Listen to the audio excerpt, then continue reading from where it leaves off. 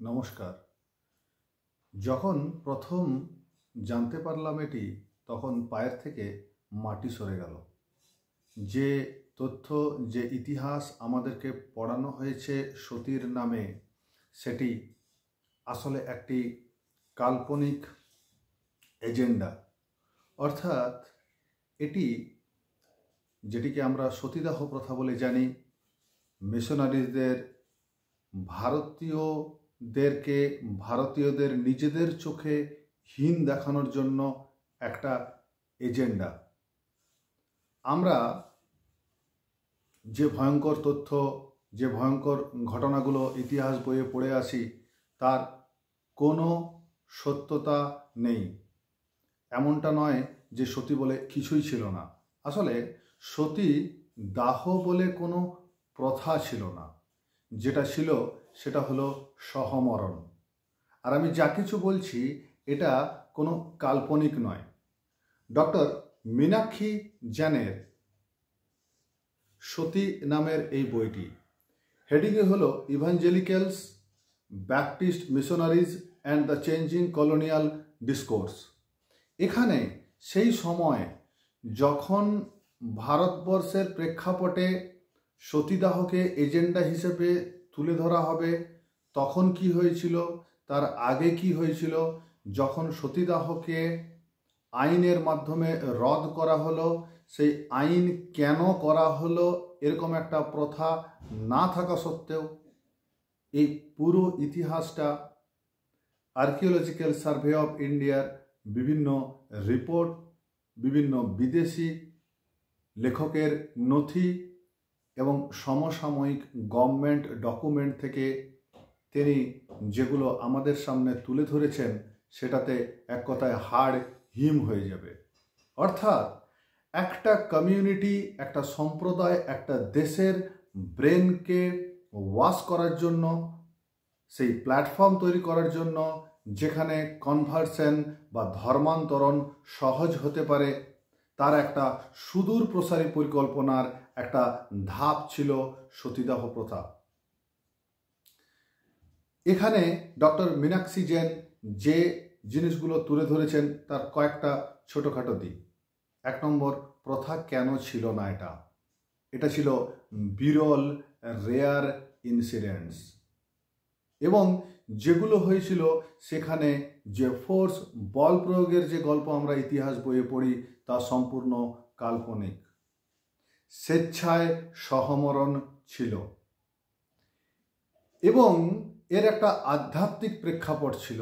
অর্থাৎ যখন কেউ সতী হতো তখন, বা হওয়ার জন্য সিদ্ধান্ত নিত, তার পাশাপাশি বহু দূর পর্যন্ত মানুষ তাদের শ্রদ্ধার্ঘ্য নিবেদন করার জন্য তাকে আসতো।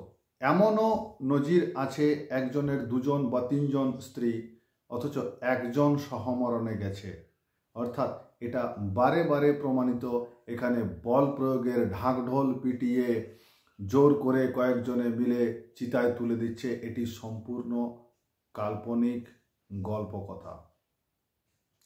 কেন এই গল্প আমাদের মাথায় ঢোকানো হয়েছে? মিশনারিরা প্রথম দিকের যখন বারে বারে ভারতবর্ষে আসে, তখন অনেকে এমন হয়েছিল যারা ভারতের সনাতন ধর্মের দ্বারা প্রভাবিত হয়েছিল, এবং তারা এই সিদ্ধান্ত জানিয়েছিল তাদের নিজের দেশে যে এদেরকে কনভার্ট করা সম্ভব নয়, এরা অনেক উঁচু আদর্শে বসে আছে। এমনও অনেক মিশনারিজ ছিলেন যারা বেদ, বেদান্ত, উপনিষদে গবেষণা শুরু করেন। তারা নিজেদের জীবনকে সেখানে নিয়োজিত করেন ভারতের সংস্কৃতি এবং ভারতের আধ্যাত্মিক জ্ঞানকে জানার জন্য।